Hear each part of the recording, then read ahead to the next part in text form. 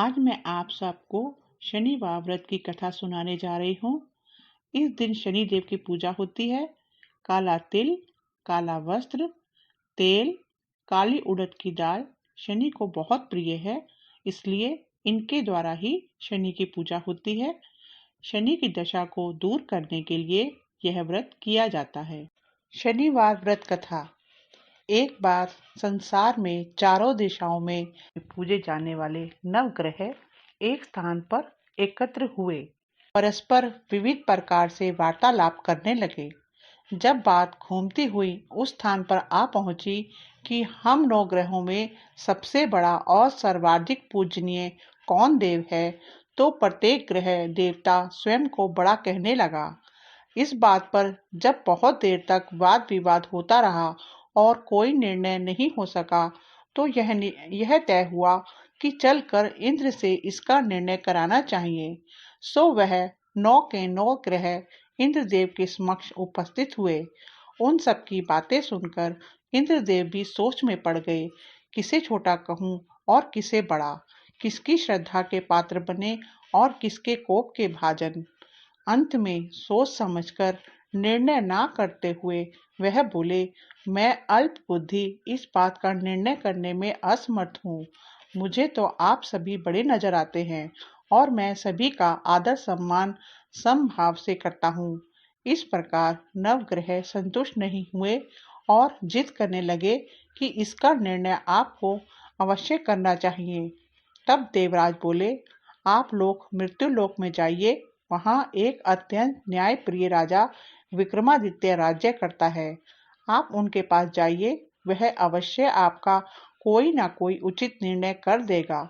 इंद्र से निराश होकर नवग्रह मृत्युलोक में जाने को तत्पर हो गए। देवराज इंद्र ने जब उन्हें वहां जाते देखा तो प्रसन्न होकर चैन की सांस ली। इस धर्म संकट से निकलना उनके लिए सचमुच ही कितना कठिन था, पर अपनी चतुराई से अपने ऊपर आए संकट को राजा विक्रमादित्य पर टाल दिया। उज्जैन नगरी की उन दिनों सारे ही भारत में धाक थी। एक तो वहां राजा विक्रमादित्य के दरबार में बड़े बड़े ज्ञानवान लोगों का सम्मेलन होता रहता था, तथा दूसरे उस न्याय प्रिय राजा के न्याय से उज्जैन नगरी का सारे भारत में डंका बजता था। स्वर्ग में जब नवग्रहों का निर्णय न हो पाया, तो वे अपने अपने विमानों पर सवार होकर मृत्युलोक में आ पहुंचे। ठीक उस समय जब राजा विक्रमादित्य का दरबार ठसाठस भरा हुआ था, तब नवग्रह वहां जा पहुंचे। नवग्रहों को इकट्ठे देखकर विक्रमादित्य अपने सिंहासन से उठ खड़े हुए और सभी देवों को सम्मान पूर्वक आसन ग्रहण करने का अनुरोध करने लगे, परंतु उनमें से किसी ने भी आसन ग्रहण नहीं किया। विक्रमादित्य ने जब प्रश्नवाचक दृष्टि से उनकी ओर देखा, तो बृहस्पति देवता ने आगे बढ़कर जोरदार आवाज में कहा, हे राजन, हम यहाँ पर तब तक आसन ग्रहण नहीं करेंगे जब तक कि आप हमारा यह निर्णय नहीं करोगे कि हम लोगों में सबसे बड़ा कौन है। राजा अपने ऊपर आए इस धर्म संकट को देखकर पल भर को तो घबरा गए, परंतु शीघ्र ही उन्होंने स्वयं को संभाल लिया। उन्होंने अपने मन में एक युक्ति सोच ली। दरबार में छोटे छोटे आसनों की एक पंक्ति प्रवेश द्वार तक चली गई थी। राजा ने उन लोगों से कहा कि आप यहाँ पर आसन ग्रहण कीजिए और मैं सोचकर अभी आपका निर्णय करता हूँ। यह कहकर राजा अपने सिंहासन पर बैठ गया। सिंहासन के निकट ही जो आसन पड़ा था, उस पर भागकर बृहस्पति जी जा बैठे। उनके अगले आसन पर सूर्य देव जी जा बैठे। सूर्य के निकट ही चंद्रमा और फिर इसी क्रम में बुध, मंगल, राहु, केतु इत्यादि ने भी अपना अपना आसन ग्रहण कर लिया। पंक्ति में पांचवें थे भार्गव, किंतु उन्हें भी संतोष था कि उनके बाद शनिश्चर ही बैठेंगे, किंतु आसन प्रवेश द्वार के समीप होने के कारण और सबसे अंत में होने के कारण शनि देव उस पर नहीं बैठे। राजा विक्रमादित्य ने सोचा था कि जो ग्रह उस अंतिम आसन पर बैठेगा वह उसी को विनय और दयाशील के आधार पर बड़ा कह देंगे। पर वहां तो बात ही दूसरी हो गई। शनिदेव अति क्रोधी और विकट स्वभाव के देवता हैं। जब वह नहीं बैठे तो आठों ग्रह खिलखिलाकर हंस पड़े। अपना इस प्रकार से अपमान होते देखकर शनिदेव की आंखें क्रोध में लाल हो गईं और भ्रिकुटी तन गई। क्रोध से कांपते हुए बोले, राजन, मुझसे बैर लेकर तुमने अच्छा नहीं किया। क्या समझकर तुमने मुझे इस प्रकार से अपमानित करना चाहा है और क्यों मुझे तले बिठाना चाहा है? चांद ग्रह का प्रभाव 2.25 दिन रहता है और सूर्य, शुक्र और बुध का प्रभाव केवल 1 मास, मंगल 2 मास और गुरु 13 मास, राहु और केतु 18 मास रहते हैं, जबकि मैं 7.5 वर्ष तक रहता हूँ। इसलिए हे राजन, अब तू सावधान हो जा। तूने जो अपमान किया है इसका दंड तुझे अवश्य मिलेगा। राजा के कुछ दिन तो आराम से बीते, लेकिन शीघ्र ही देव की कोप दृष्टि फिरी और राजा पर साढ़े साती आ गई। उन्हीं दिनों एक व्यापारी कुछ घोड़े बेचने के लिए उज्जैन नगरी में आया। सुंदर सुंदर घोड़े देखकर राजा का जी ललचा गया। राजा ने उन्हें खरीदने का आदेश दिया। घोड़ों में एक घोड़ा भंवर नाम का था। राजा उस पर चढ़कर देखने लगे। कुछ देर तक तो घोड़ा राजा को लिए वहीं घूमता रहा, लेकिन फिर सहसा भाग खड़ा हुआ। राजा को बड़ा अचंभा हुआ। घोड़ा एक भयानक जंगल में राजा को पटक कर अंतर्ध्यान हो गया। राजा अकेला उस वीरान जंगल में भटकने लगा। सायं के समय जब उसे प्यास बहुत सताने लगी तो वह जोर जोर से चीखने लगा। उधर एक पगडंडी से एक ग्वाला अपने गांव को जा रहा था। वह राजा की आवाज सुनकर रुक गया। राजा उसके पास गया। ग्वाले ने उसकी व्यथा जानकर उसे निकट की नदी पर ले जाकर पानी पिलाया। पानी पीने के बाद राजा स्वस्थ हो गया और प्रसन्न होकर उसने ग्वाले को अपने हाथ की अंगूठी उतार कर दे दी और उससे कहा कि मैं उज्जैन का रहने वाला हूँ, यहाँ रास्ता भटक गया हूँ, तुम मुझे रास्ता दिखाओ। तब घोड़ा उसे अपने साथ गांव में लाया। वहां एक मिष्ठान की दुकान पर राजा ने मिठाई खाकर भूख मिटाई और दुकानदार को भी एक अंगूठी उतार कर दे दी। दुकानदार के पूछने पर उसने उससे भी यही कहा कि यह उज्जैन नगरी का रहने वाला है और उसका नाम बीका है। फिर वह दुकान के बंद होने तक वहीं बैठा दुकानदार से बातें करता रहा। उस दिन दुकानदार की बिक्री बहुत हो गई।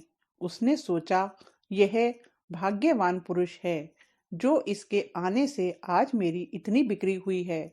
इसलिए रात होने पर वह उससे बोला कि वह उसके साथ उसके घर चले और उसके साथ ही भोजन भी करे। राजा मान गया।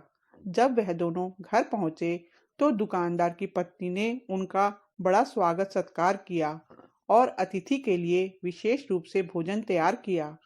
भोजन करते समय एक अद्भुत घटना घटी। जहां राजा भोजन कर रहा था, वहीं सामने की दीवार पर सोने का एक सतलड़ा हार टंगा हुआ था। उसके पीछे एक चित्र था। सहसा ही वह हार वहां से अदृश्य हो गया।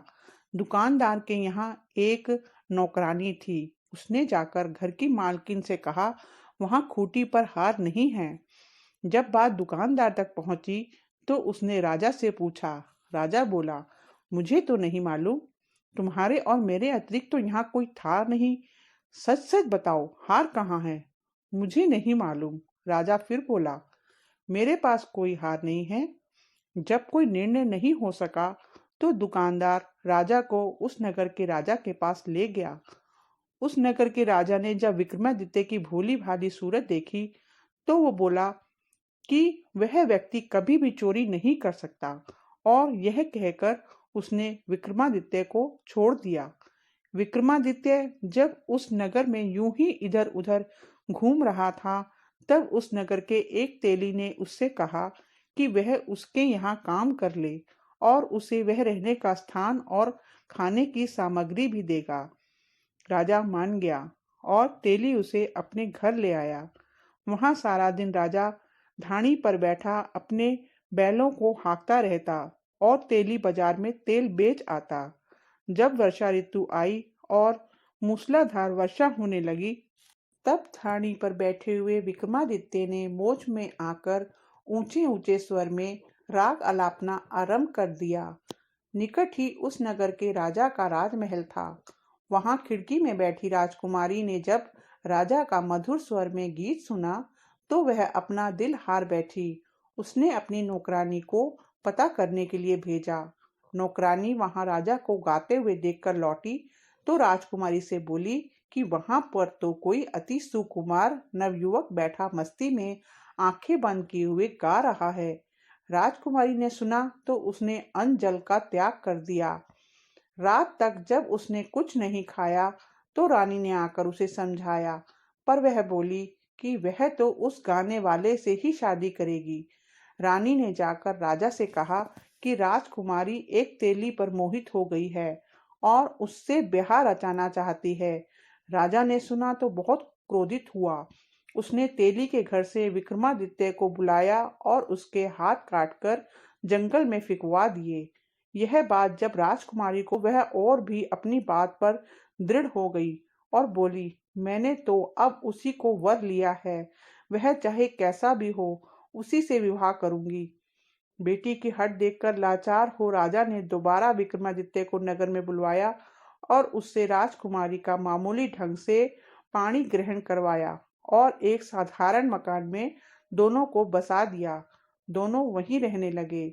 एक दिन जब विक्रमादित्य सोया हुआ था तो स्वप्न में उसे शनिदेव नजर आए। विक्रमादित्य ने उनके सामने नमस्कार किया और क्षमा याचना की। शनिदेव ने उसे आशीर्वाद दिया और बोले, अब तुम्हारी साढ़े साती खत्म हो गई है। राजा बोला, मुझसे जो गलती हुई है उसके लिए क्षमा कर दीजिए। शनिदेव ने मुस्कुराकर उसे आशीर्वाद दिया और राजा के दोनों बाजू दोबारा निकल आए। राजा ने अपनी पत्नी राजकुमारी को रात को जगाया नहीं। वह रात को उसके गले में अपनी बाहें डालकर सो गया। सुबह राजकुमारी की आंख खुली तो उसने अपनी गर्दन में बाहें पड़ी देखी तो वह चौंक कर उठ बैठी। लेकिन शीघ्र ही विक्रमादित्य ने जाग कर उसको सब बातों से अवगत करा दिया। जब वहां के राजा को यह बात मालूम हुई तो वह भागा भागा आया और उस अपंग को फिर से स्वस्थ देखकर चकित रह गया। उसने भी विक्रमादित्य से यही कहा कि यह सब शनि देव की कृपा का फल है। विक्रमादित्य ने अपना वास्तविक परिचय भी उस राजा को दिया और सारा किस्सा विस्तार में सुनाया। सुनते ही राजा विक्रमादित्य के चरणों में गिर गया और क्षमा याचना करने लगा। बस यह खबर शीघ्र ही सारे नगर में फैल गई। दुकानदार को जब यह खबर मिली तो वह भागा भागा आया और विक्रमादित्य के पांवों पर लौटने लगे। विक्रमादित्य ने उसे उठाकर आसन पर बिठाया और कहा, तुम घर जाकर उसी खूंटी पर देखो, हार टंगा होगा। और सच ही दुकानदार ने देखा तो हार खूंटी पर टंगा पाया। फिर विक्रमादित्य ने वहां के राजा से विदा मांगी। तब वहां के राजा ने हाथी, घोड़े और नौकर नौकरानियों के साथ लश्कर समेत विक्रमादित्य को विदा किया। राजा विक्रमादित्य जब राजकुमारी को लेकर अपनी नगरी उज्जैन में लश्कर के साथ पहुंचे तो सारी नगरी में उत्साह छा गया। अपने राजमहल में प्रवेश करने से पूर्व विक्रमादित्य ने नवग्रहों की पूजा की और शनिदेव को सर्वोच्च स्थान दिया। साथ ही उसने नगर भर में ढिंढोरा पिटवा दिया कि शनिदेव मनोवांछित फलों को देने वाले हैं और नवग्रहों में सर्वोच्च स्थान रखते हैं।